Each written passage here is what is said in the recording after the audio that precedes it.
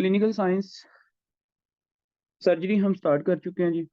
इसमें सर्जरी के जो पोर्शन है हमारे पास बेली एंड लव के अकॉर्डिंग हमने स्टार्ट किया हुआ था। बेली एंड लव के अकॉर्डिंग आपके पास जो एरिया आता है जिसको आज हमने कवर करना है इस सेशन के अंदर, वो आपके पास एब्डोमिनल सर्जरी के अंदर एक टॉपिक है जो कि पेरिटोनियम। और पेरिटोनियम की जो हमारे पास डिजीज है जिसको हम डिस्कस करने जा रहे हैं वो आपके पास है पेरिटोनाइटिस। और पेरिटोनाइटिस का जो हमारे पास सेकंड नेम आता है जिसको लोग स्किप कर देते हैं, वो आपके पास है जनाब अली इंट्रा अब्डोमिनल इन्फेक्शन।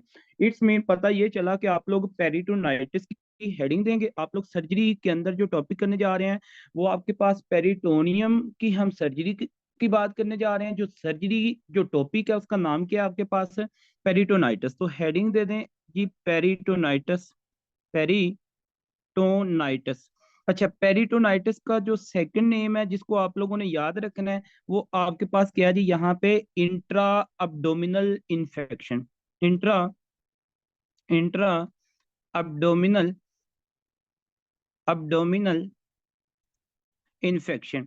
अच्छा जी, अब यहाँ पे याद ये रखिएगा कि ये एक बड़ा इंपॉर्टेंट टॉपिक है जो कि आप लोगों को यहाँ पे इसका पता होना चाहिए। अब इस टॉपिक को करने के लिए करने में ये टॉपिक हम 3 घंटों में भी कर सकते हैं। अगर हम एग्जाम पॉइंट ऑफ व्यू से जस्ट पढ़ें तो ये टॉपिक हम सिर्फ 1 घंटे के अंदर भी कर सकते हैं कवर, ठीक है। अभी इस प्राइमरी लेवल पे हमने सिर्फ और सिर्फ एग्जाम पॉइंट ऑफ व्यू से करना। नो डाउट के हम चीजें सारी मैं आपके सामने बोलूंगा, बट जो पॉइंट मैं लिखूंगा वो मोस्ट इंपॉर्टेंट पॉइंट होंगे एग्जाम पॉइंट ऑफ व्यू से, जो कि आप लोग साथ साथ इसको करेंगे। तो सर्जरी ऑफ पेरिटोनियम में पेरिटोनाइटिस है। यहाँ पे सबसे पहला जो आप लोग पॉइंट लिखने जा रहे हैं जी, लिखें नंबर 1 पॉइंट सीक्वेंस के साथ साथ लिखिएगा प्लीज। नंबर 1 पॉइंट क्या है जी, पेरिटोनाइटिस। देखें आइटस लफ्ज आ गया, पता चला कि यार पेरिटोनियम जो है आपके पास एक कवरिंग है जो कि एक फैटी कवरिंग है जो कि प्रोटेक्ट करती है इंट्रा अब्डोमिनल ऑर्गन्स को, ऐसे ही है जी। अब यहाँ पे इसकी अगर इन्फ्लेमेशन हो जाती है तो उसको आप लोग क्या कह देते हैं, पेरिटोनाइटिस कह देते हैं। तो आप सिंपल सा लिख दें भाई कि inflammation of peritoneum is called, हाँ जी, पेरिटोनाइटिस। तो लिख लें inflammation of inflammation of peritoneum, inflammation of peritoneum. तो ये आपके पास क्या हो गया जी, पेरिटोनाइटिस, नोन एज पेरिटोनाइटिस। तो ये एक लाइन आपने लिखनी है। अच्छा, इसके बाद इन एब्डोमेन। अब आगे याद रखिएगा ये जो पेरिटोनाइटिस है ना, पेरिटोनाइटिस कैन बी लोकलाइज्ड और कैन बी जनरलाइज्ड, और जनरलाइज का ही सेकंड नेम जो बेलियन लव ने लिखा है वो डिफ्यूज है। ठीक हो गया जी। ये आप लोग आपको पॉइंट पता होना चाहिए कि भाई जो पेरिटोनाइटिस है can be localise and can be, लिखें प्लीज ये लफ्ज जरा आप लोगों को यहाँ से पता होना चाहिए। पेरिटोनाइटिस एंड एंड पेरिटोनाइटिस नाइटिस, peritonitis may be localized, may be localized। मतलब क्या, ये एक स्पेसिफिक एरिया की हो सकती है, मे बी लोकलाइज्ड, या फिर आपके पास जनाब अली जनरलाइज्ड। जनरलाइज का मतलब क्या है कि पूरे एब्डोमेन की जो आपके पास लेयर है ना वो सारी की सारी। ठीक हो गया जी। अब जनरलाइज का जो दूसरा नाम है वो भी आपने यहाँ पे याद रखना है, इसको कहते हैं जनाब अली आपके पास है डिफ्यूज। इसको क्या कहते हैं, डिफ्यूज। तो ये है जी आपके पास सिंपल सी एक दो पॉइंट्स जो कि आप लोगों ने यहाँ पे याद रखने हैं, इसी को हमने डिस्कस करना है। देखिए जो पेरिटोनाइटिस लोकलाइज है ना, लोकलाइज के अंदर तो आप लोगों को सीधी सी बात है वो बिलियरी ट्री अब आप लोगों ने पढ़ा हुआ है। अब इसके अंदर आप लोगों ने बिलियरी जो इन्फेक्शन था जिसमें आप लोगों ने जनाब अली कोलिसिस्टाइटिस, जिसमें कोलेंजाइटिस, जिसमें कोलो कोलिडोकोलिथिएसिस के बारे में, वहां पे कोलेंजाइटिस की जब आप लोगों ने बात की थी, ये एक स्पेसिफिक स्पेसिफिक एरिया को जो मतलब के कवर कर रही थी। ठीक हो गया जी। हाँ, नो डाउट के हम यहाँ पे भी इसको साइड बाय साइड डिस्कस करेंगे, लेकिन ये जो पेरिटोनाइटिस अब यहाँ पे वर्ड लिखा गया है ना, इसका मतलब हम मोस्टली डिस्कस किसको करेंगे, जनरलाइज या फिर डिफ्यूज को। ठीक हो गया जी। अच्छा, तो लिखें inflammation of peritoneum not localized inflammation, it is a generalized inflammation। तो ये आपके पास क्या होगी, ये जनाब अली यहाँ पे बेसिकली not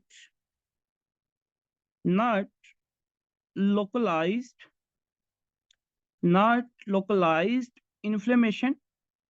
ये आप लोग लोकलाइज्ड इन्फ्लेमेशन की बात नहीं करने जा रहे, not localized inflammation, it is it is generalized, it is generalized inflammation. ठीक हो गया जी। इसको हम लेकिन यार अगर मैं बेली एंड लव को यहाँ पे डिस्कस करूँ तो वो काफी लेंथी और काफी रिलेटेड डिटेल में बात चली जाएगी।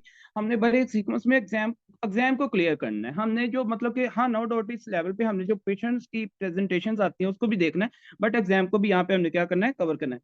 अच्छा, अब इसके बाद हमने क्या करना है जी, इसके बाद हेडिंग दे दें नंबर 2 पे इटियोलॉजी की। नंबर 2 पे आप लोग हेडिंग दे दें इटियोलॉजी।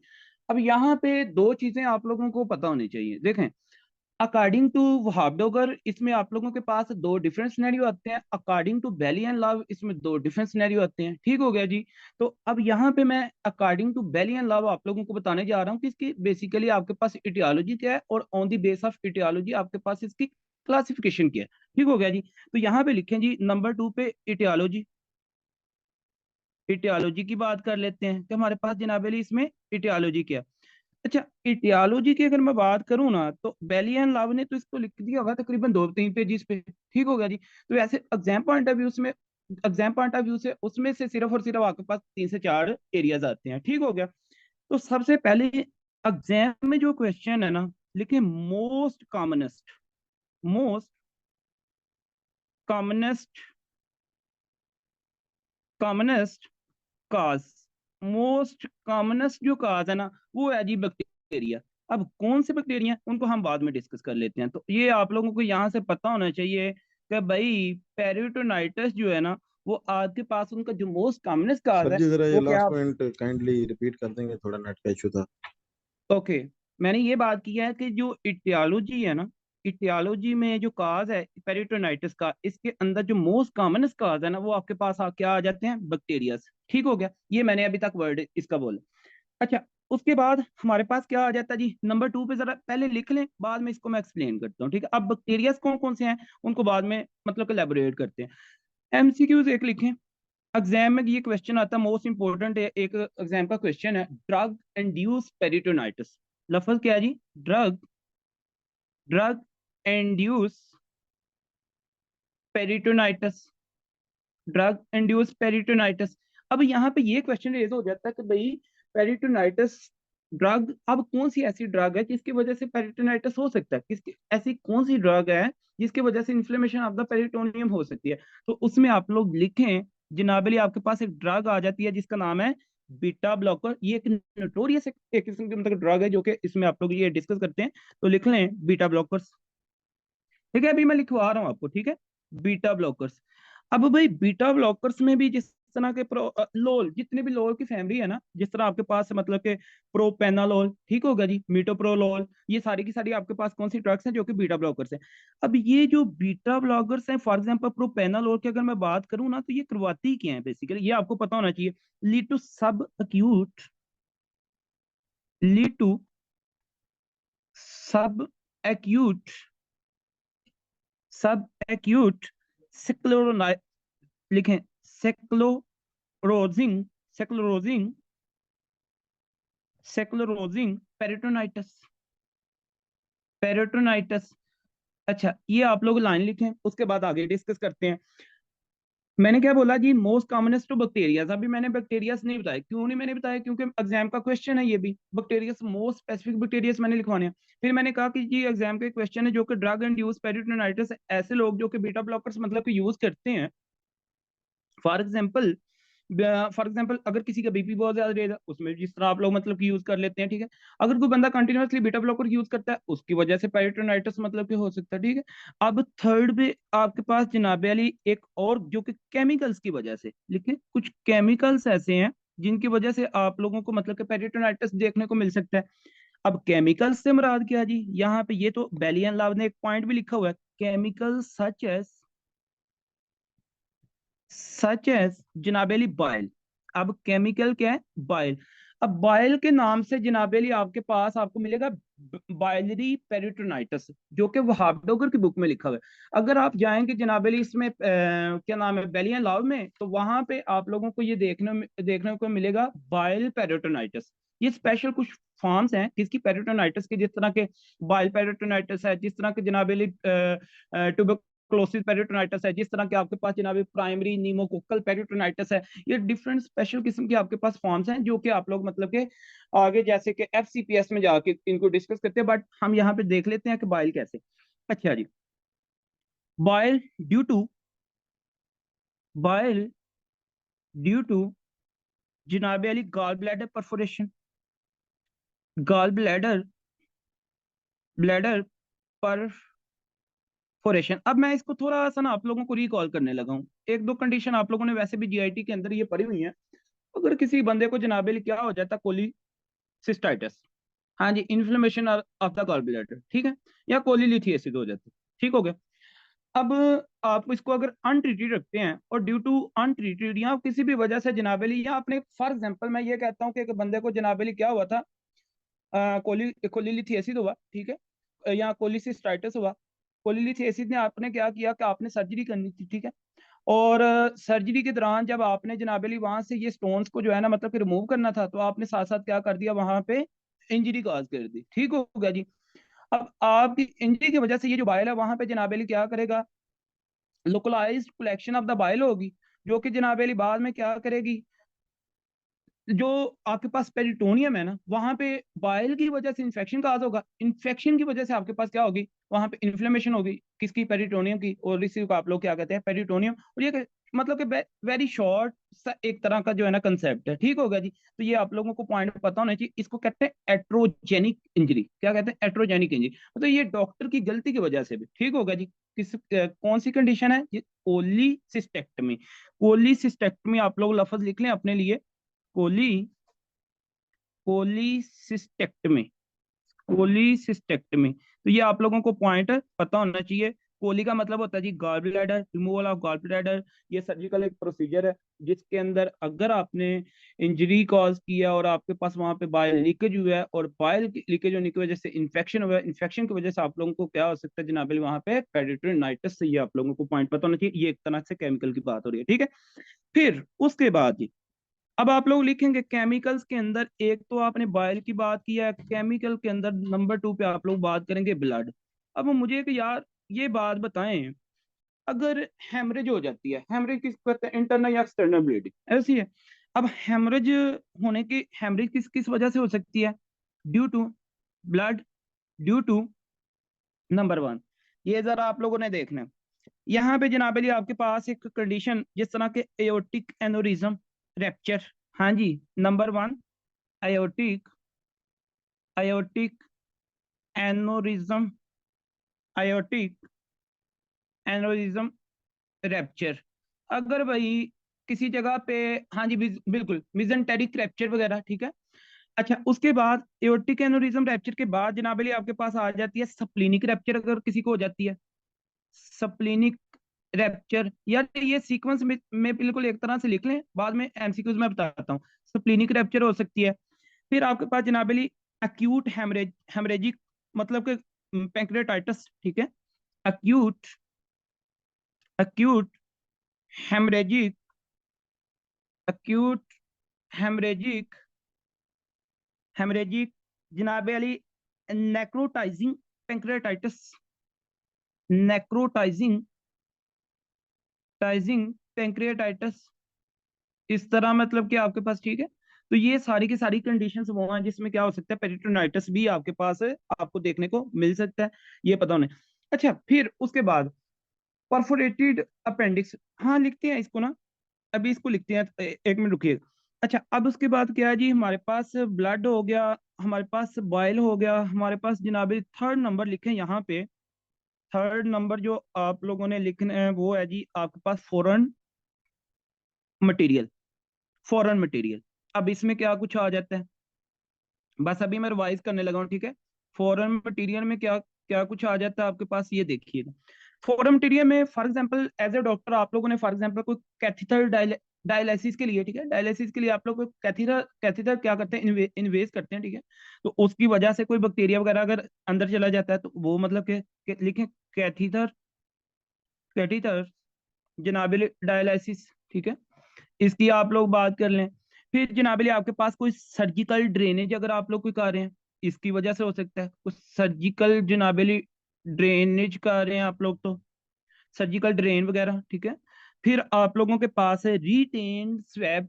बात बात ऐसे होता है कि डॉक्टर जनाबेली एक सर्जन सर्जरी करता है, और जो फॉर एग्जांपल आपके पास जो गाज वगैरह होते हैं, जो स्वैब वगैरह होता है जिनसे आप सफाई वगैरह करते हैं, तो अक्सर ऐसा होता है कि वो एब्डोमेन के अंदर ही रह जाता है। ठीक है, वो अगर मतलब के जो असिस्टेंट होते हैं, जो साथ में मतलब के नर्सिस होते हैं, अगर उनको भी नहीं याद रहा, तो कुछ स्वैब वगैरह मतलब रिटेन स्वैब इसको कहते हैं, ठीक है।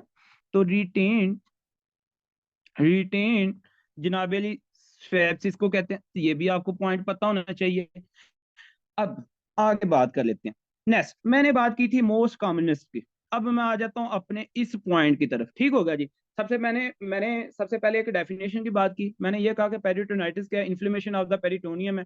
फिर मैंने ये कहा कि जनाब अली ये लोकलाइज भी हो सकती है, जनरलाइज भी हो सकती है। लोकलाइज के बारे में मैंने आप लोगों को बता दिया, कुछ हम इंशाल्लाह डिजीज पढ़ेंगे भी और कुछ हमने पढ़ भी लिए हैं, ठीक होगा। जिस तरह के आपके पास जनाब अली एक अपेंडिक्स की बात कर लें, या कोलिसिस्टाइटिस की बात कर लें, या फिर आप कोलिंजाइटिस की बात कर लें, ये सारी लोकलाइज करवाती हैं, ठीक है। फिर हम अगर मैं जनरलाइज की बात करूं, तो जनरलाइज में आपके पास जनाबली मैंने ये बात किया कि इसकी जनरलाइज पेरिटोनाइटिस क्या है, कि ओवरऑल जो पेरिटोनाइटिस की इन्फ्लेमेशन को जनरलाइज पेरिटोनाइटिस कह रहे हैं। फिर इसकी etiology की मैंने कहा कि यार मोस्ट कॉमनेस्ट जो काज है वो बैक्टीरिया। फिर मैंने ये कहा कि ड्रग इंड्यूस पेरिटोनाइटिस भी हो सकता है, जिसमें आपके पास बीटा ब्लॉकर्स की मैंने बात की। फिर मैंने कहा कि केमिकल्स हो सकता है। केमिकल्स में मैंने तीन बातें की हैं। बायल हो सकता है, बायल कैसे, मतलब फॉर एग्जाम्पल कोलिसिस्टेक्टमी। और आप लोग अगर किसी बंदे को जनाब कोलिसिस्टेक्टमी हुई है, ये एट्रोजेनिक इंजरी हुई है, मतलब डॉक्टर की गलती की वजह से जनाब गाल ब्लैडर की परफोरेशन हुई है, तो वहां पे जनाब बाइल क्या करवा सकता है आपके पेरिटोनाइटिस का। फिर मैंने ब्लड की बात कर ली। मैंने कहा ब्लड फॉर एग्जाम्पल आप लोगों को हेमरेज हुई है, इंटरनल हेमरेज, एक्सटर्नल या इंटरनल ब्लीडिंग को कहते हैं। अच्छा, इसमें आपके पास एयोटिक एन्युरिज्म रैप्चर की बात कर लेते हैं, सप्लीनिक रैप्चर की बात कर लेते हैं, अक्यूट हेमरेजिक नेक्रोटाइडिंग पैंक्रियाटाइटिस की बात कर लेते हैं। तो फिर मैंने लास्ट पे ये बात कर दी है कि मैंने कहा कि यार कुछ फॉरेन मटीरियल में मैंने ये बात की, कुछ डॉक्टर्स की गलती वैसे एट्रोजेनिक, मतलब के डॉक्टर की गलती की वजह से कैसे, मतलब फॉर एग्जाम्पल कैथीटर डायलिसिस की वजह से, कुछ सर्जिकल ड्रेनेज की वजह से, उसके बाद यहाँ पे रिटेन स्वैब की वजह से। Any question up to this please, जल्दी से बताइएगा। हाँ जी, जल्दी से बताएं। अब परफोरेटेड अपेंडिक्स डेफिनेटली करवा सकती है। मैं आगे बात करता हूँ, डॉक्टर साहब इसको हम जीआईटी में लेके आएंगे। जल्दी से बताएं, यहां तक समझ आ गई है? कोई क्वेश्चन प्लीज। हाँ जी। बैक्टीरिया, केमिकल की मैंने बात कर लिया है। अच्छा, केमिकल में ना, केमिकल में बेरियम, आप लोग बेरियम अक्सर यूज करते हैं ना, तो केमिकल के अंदर ना एक नंबर 4 पे लिखे हैं, जो कि इसने लिखा हुआ है, बेली एंड लव ने, बेरियम। बेरियम, तो इसकी वजह से, ठीक है, ये भी आप लोग मतलब इसकी भी बात कर लें। बायल हो गया, बेरियम हो गया, उसके बाद अब आप लोग लिखेंगे बैक्टीरिया। अच्छा, ये बैक्टीरिया के अंदर दो चीजें अब आपने याद रखनी है, हेडिंग दे दें। हाँ, नंबर कौन सा आ गया इसमें, केमिकल के बाद नंबर लिखें 4, नंबर लिखें जी 4, नंबर 4, इसमें आप लोग लिखेंगे बैक्टीरिया। अब ये मोस्ट इंपॉर्टेंट यहाँ पे एरिया आपके पास से स्टार्ट होने वाला है, ठीक है, जो कि आप लोगों को यहाँ पे इसका पता होना चाहिए। अब देखिएगा बैक्टीरियाज आपके पास क्या क्या हो सकते हैं। तो यार बैक्टीरियाज के अंदर ना दो चीजें आपने याद रखनी है, gastro intestinal and non gastro intestinal. अब ये मैंने क्यों लिखा है, ये आप, बेरियम अनीमा, बिल्कुल इसकी वजह से। अच्छा, इसके अंदर दो चीजें हैं, गैस्ट्रो इंटेस्टाइनल, गैस्ट्रो इंटेस्टाइनल। अच्छा, ये यहां से अब अपने आप को कंफ्यूज नहीं करना, ठीक है। और non gastro intestinal, non gastro intestinal, ठीक है। मतलब कुछ बैक्टीरिया हैं जो कि इंटेस्टाइनल, इंटेस्टाइन से ही इन्वेजन इन्वेजन करके ना वहां पे इन्फ्लेमेशन करवा देती हैं। तो कुछ इसके अदर सोर्सेज भी हैं, वो हम अभी देख लेते हैं, ठीक होगा जी। वो हमारे पास कौन कौन से सोर्सेज देखें। बेसिकली काजेज ऑफ पेरिटोनी इन्फ्लेमेशन में बैक्टीरियाज आ जाते हैं, केमिकल्स आ जाते हैं, एलर्जिक आ जाती है, ट्रोमेटिक आ जाता है। ट्रोमेटिक में भी मैंने आप लोगों को बता दिया, स्कीमिया आ जाता है, कुछ मसलिनियस आ जाते हैं काजेज, ठीक हो गया। तो ये आप लोगों को मतलब हमने सीक्वेंस वाइज इसको करना है। अच्छा, अब बैक्टीरियाज के अंदर कौन कौन सी चीजें हैं जी, इसको हम डिस्कस करते हैं। अच्छा, इसमें आप सबसे पहले तो आप लोग लिखेंगे नंबर 1। नंबर 1 क्या है जी, GIT perforation, GIT perforation, GIT perforation. अब जीआईटी परफोरेशन में आप लोगों ने जो पॉइंट याद रखना है, GIT perforation reason can be, यहाँ पे क्या हो सकती है, reason can be, reason reason can be, can be आपके पास जनाब अली peptic ulcer, PUD, peptic ulcer. Peptic ulcer आपके पास जो डिजीज के अगर हम बात कर लें, इसमें आपके पास आ जाता है जनाब अली टीबी की वजह से। इसमें आपके पास आ जाता है एक डिजीज हमने पढ़ी थी, ऊपर वाला पॉइंट। अच्छा जी, कौन सा, शजीला जी। बात करते हैं डॉक्टर साहब, ये बैक्टीरिया मैं आपको लिखवाता हूँ यार। जीआईटी परफोरेशन में देखें डॉक्टर साहब, reason can be peptic ulcer disease, TB हो सकती है। इसमें आपके पास एक डिजीज हमने पढ़ी थी, कौन सा डिजीज, ठीक है, कौन डिजीज के जरा स्पेलिंग देख लीजिएगा, ये आप लोगों ने याद रखनी है, ठीक है। जीआईटी के अंदर इसमें आपके पास जनाबली अगर किसी को टाइफाइड होता है और टाइफाइड के सामने लिखे थर्ड वीक, ये मैं क्यों लिखवा रहा हूँ ये आप लोगों को अभी मैं बताता हूँ। फिर आप लोग यहाँ पे लिखें अपेंडिसाइटिस, इसमें आप लोग लिखें अगर किसी को जनाबेली अपेंडिसाइटिस, ठीक है। फिर इसके अंदर एक और कंडीशन है जिसका नाम क्या है, डाइवर्टिकुलम। डाइवर्टिकुलम, ये आप लोगों, जिन लोगों ने जीआईटी पढ़ी है उन लोगों को ये सारी कंडीशंस का पता है। अच्छा, अब मैंने ये कहा पर हम क्या रहे हैं, बैक्टीरिया। अगर किसी बंदे को पेप्टिक अल्सर डिजीज होता है, टीबी होता है और कौन डिजीज होती है या टाइफाइड होता है, और टाइफाइड के जनाबे थर्ड वीक में अपेंडिसाइटिस होता है और डायबिटिकुलम होता है, और मैंने एक बात कही थी आप लोगों को पता हो, जीआईटी के अंदर कुछ आपके पास नॉर्मल फ्लोरास भी होते हैं। नॉर्मल फ्लोरास वो बैक्टीरियाज होते हैं जो बॉडी के ऑन द टाइम जरूरत पड़ने पे आपके बॉडी के लिए ही काम करते हैं, जो कि बॉडी के लिए यूजफुल होते हैं। अगर यहाँ पे जीआईटी की परफोरेशन होती है तो वो बैक्टीरियाज अपनी नॉर्मल प्लेस से मिसप्लेस होंगे, और जब कोई नॉर्मल फ्लोरा अपनी नॉर्मल प्लेस से मिसप्लेस होता है तो क्या वो बॉडी के लिए यूजफुल होगा? फिर नो, वो फिर क्या करेगा, बॉडी को आपकी डैमेज करेगा, वहां पे क्या करेगा, इन्फ्लेमेशन काज करवाएगा। अब यहाँ पे आपके पास ऐसे कौन कौन से बैक्टीरियाज हैं जो यहाँ पे गैस्ट्रोइंटेस्टाइनल मतलब बैक्टीरिया जो आपके पास नॉर्मल फ्लोरा है, जो बाद में मतलब मिसप्लेस होने के बाद मतलब के इन्फ्लेमेशन काज करवाएंगे, उनके नाम लिख लें प्लीज। नंबर 1 लिखें यहाँ पे इकोलाई, मोस्ट इंपॉर्टेंट। रिजल्ट इसका लिखें जी, इनका इन सबका ना रिजल्ट लिख लें। इसका जो रिजल्ट है ना, जीआईटी परफोरेशन, इसका जो रिजल्ट है ना, ताकि आप लोगों को मैं थोड़ा सिंपल कर दूं, इन्होंने लिखा हुआ है थोड़ा डिफिकल्ट। इसका रिजल्ट ये है, नॉर्मल फ्लोरा मतलब गैस्ट्रो इंटेस्टाइनल जो सोर्सेज हैं, इसमें जो रिजल्ट है ना, resultant normal floras will miss place, यार ये मैं अपने वर्डिंग में लिख रहा हूं ताकि आप लोगों को पता हो जाए। And lead to and lead to inflammation, inflammation of peritoneum, peritoneum के इन्फ्लेमेशन का। अब यार कौन कौन से हैं उनके नाम लिख लें, सच एस इकोलाई, ये मोस्ट इंपॉर्टेंट, मैं बैक्टीरियाज के नाम लिखने जा रहा हूँ। इकोलाई है, उसके बाद आप लोग लिखेंगे जनाबेल इसमें क्लेप्सिला नुमोनिया, क्लेप्सिला नुमोनिया, क्लेप्सिला, क्लेप्सिला नुमोनिया, इसका आपको पता होना चाहिए। इसके बाद आप लोग लिखेंगे जनाबेली हमारे पास है बैक्टीरियोट्स, ये जरा देख लीजिएगा, बैक्टीरियो बैक्टीरियोइड्स, बैक्टीरियोइड्स, इसका जरा स्पेलिंग सही करें प्लीज। बैक्टीरियो, बैक्टीरियोइड्स स्पीसीज, ठीक हो गया जी, ये आपको पॉइंट पता होना चाहिए। इसके बाद आप लोग लिखें जनाबली स्ट्रेप्टोकोकाई, स्ट्रेप्टोकोकाई, ये सारे गैस्ट्रोइंटेस्टाइनल है, ठीक है, स्ट्रेप्टोकोकाई।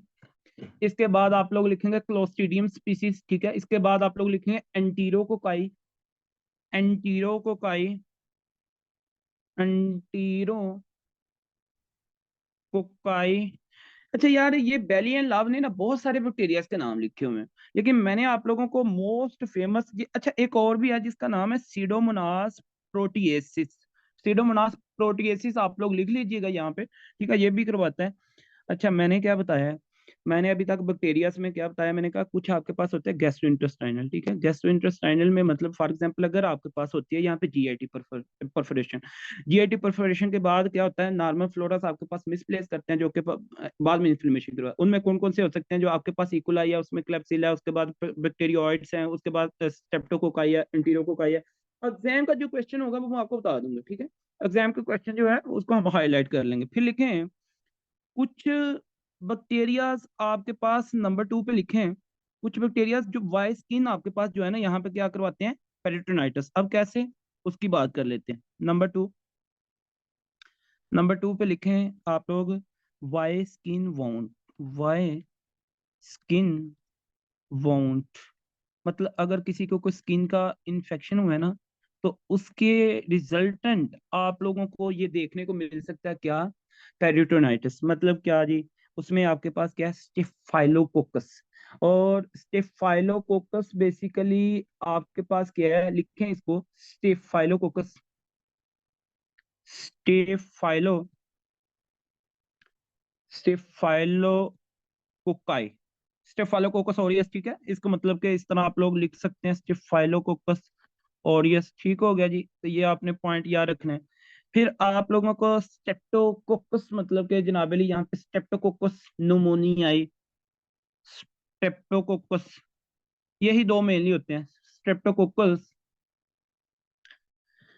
स्टेप्टोकोकस न्यूमोनियाई, ये आपके पास जो है ना करवा सकता है, ठीक हो गया जी।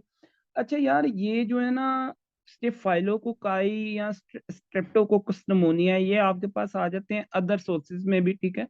मतलब क्या कि ये आपको मतलब जरूरी नहीं है इसमें जीआईटी आपके पास परफोरेशन होना, इसमें जरूरी नहीं है। ये आपके पास मतलब क्या कि कोई स्किन का वाउंड हुआ, अब स्किन के मतलब के जख्म होने की वजह से वहां से जनाबेली मोस्ट कॉमनली जो बैक्टीरिया आपके पास इंफेक्शन करवाएंगे, वहां से इन्वेट करने की कैपेसिटी देखते हैं, वो आपके पास क्या, स्टेफाइलोकोकस ओरियस, और ये आपको पता है वैसे भी मोस्ट कॉमनली है, ठीक है। और स्ट्रेप्टोकोकस क्या है, निमोनिया। इनका आप लोगों को पॉइंट पता होना चाहिए। और why drain can also be enter, for example आप यार किसी बंदे का डायलिसिस करते हैं, ठीक है।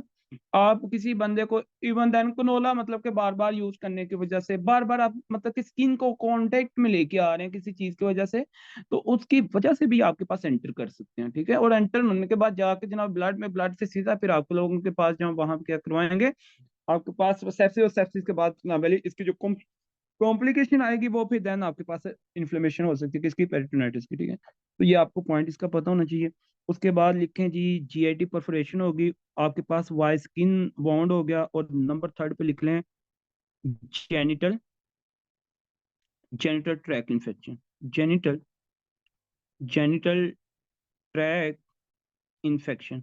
अब जेनिटल ट्रैक इन्फेक्शन में आपके पास क्या चीजें आ जाती हैं, जेनिटल ट्रैक इन्फेक्शन में जनाब अली जिस तरह के सल्फिंजाइटिस हो गया, ठीक है, सल्फिंजाइटिस हो गया, उसके अंदर जनाब अली आपके पास गनोरिया। अच्छा इसमें आना याद रखिएगा, जेनिटल इन्फेक्शन लिख लें, या फिर आप लोग लिखें पोस्ट एसटीआई, पोस्ट एसटीआई, ये बड़ी दो तीन बैक्टीरिया यहाँ पे आपने लिखने हैं, ठीक है। पोस्ट एसटीआई सेक्सुअल ट्रांसमिटेड जो आपके पास इंफेक्शन है, जो डिजीज है, ठीक है। इसमें क्या होता है, एक क्लेमीडिया ट्रैकोमेटिस, ये इसका नाम लिखे जरा। नंबर 1 क्या जी, क्लेमीडिया, क्लेमीडिया ट्रैको ट्रैकोमेटिस। एक और यहाँ पे लिखे हैं उसका नाम क्या है, नाइजेरिया गोनोरिया, ये भी करवाता है, Neisseria, Neisseria Neisseria gonorrhoea, Neisseria gonorrhoea. अच्छा इसकी ना आपको देखें, जो नाइजेरिया गोनोरिया, देखिए ये हम लिखते तो जा रहे हैं, केस कैसे बनेगा, केस अभी मैं आपको बताऊंगा। मतलब कि डिफरेंट डिफरेंट फैक्टर्स के साथ हिस्ट्री होगी, मे बी कि एक बंदा यार जीआईटी परफोरेशन के बाद मसला आ गया, किसी को इस तरह के प्रेजेंटेशन आई है किसकी, पेरिटोनाइटिस की, मे बी किसी बंदे को जनाब हिस्ट्री आ गई है स्किन वाउंड के साथ, या फिर कोई ड्रेनेज के साथ, ठीक है। मतलब कि ये चीज को इसको ड्रेन करने के बाद ये मसला है, मे बी किसी बंदे को आफ्टर STI मतलब कि ये प्रेजेंटेशन आगे किसकी, पेरिटोनाइटिस की, इसलिए इसको पढ़ना बहुत जरूरी है। मे बी कि किसी बंदे को जनाब अली आपके पास ड्रग यूज करने के बाद इसी आ जाए कि डॉक्टर साहब मैं ये ड्रग यूज कर रहा था, उसके बाद मुझे यहाँ पे फिर आपको मतलब प्रेजेंटेशन मिले किसकी, पेरिटोनाइटिस की। अभी हम प्रेजेंटेशन पढ़ेंगे, तो इसलिए इसको याद करना बहुत जरूरी है। ये एक तरह के रिस्क फैक्टर्स हैं, ठीक है, जिनके बाद पेरिटोनाइटिस हो सकता है। चलें, बहरहाल उसके बाद लिखें जी नंबर 4 पे। नंबर 4 पे लिखें ट्रांसम्यूरल जनाबेली, ट्रांसम्यूरल। और ट्रांसम्यूरल में आप लोगों को ट्रांसम्यूरल का मतलब क्या, ये होती तो वैसे रेयर है और कॉमन इन चाइल्ड। इस ये लिखें, rare, rare and common in child, मतलब रेयर है और बच्चों के अंदर ये क्या होती है जी, कॉमन है। फॉर एग्जाम्पल जी, इसमें आपके पास हो सकता है अक्यूट कोलिसिस्टाइटिस और अक्यूट अपेंडिसाइटिस, लिख लें, अक्यूट कोलिसिस्टाइटिस, इन्फ्लेमेशन ऑफ, हाँ जी, गाल ब्लैडर, ठीक है, और अक्यूट जनाबेली अपेंडिसाइटिस। तो इसकी वजह से आप लोगों ने ये पॉइंट याद रखने, अपेंडिसाइटिस, ठीक हो गया जी, ये आप लोगों को पता होना चाहिए। यार कुछ चीजें हैं जो कि मैं बोलने लगा हूँ वो मैं लिखवा नहीं रहा क्योंकि ये बड़ा लेंथी हो जाएगा। इस तरह रिस्क फैक्टर जिन बच्चों ने लिखने होंगे वो लिख लीजिएगा। अब मैं एक दफा बोलने लगा हूँ, ठीक है, वन टाइम ना इसको रिवाइज कर लेते हैं, तो फिर इसकी प्रेजेंटेशन की बात करेंगे।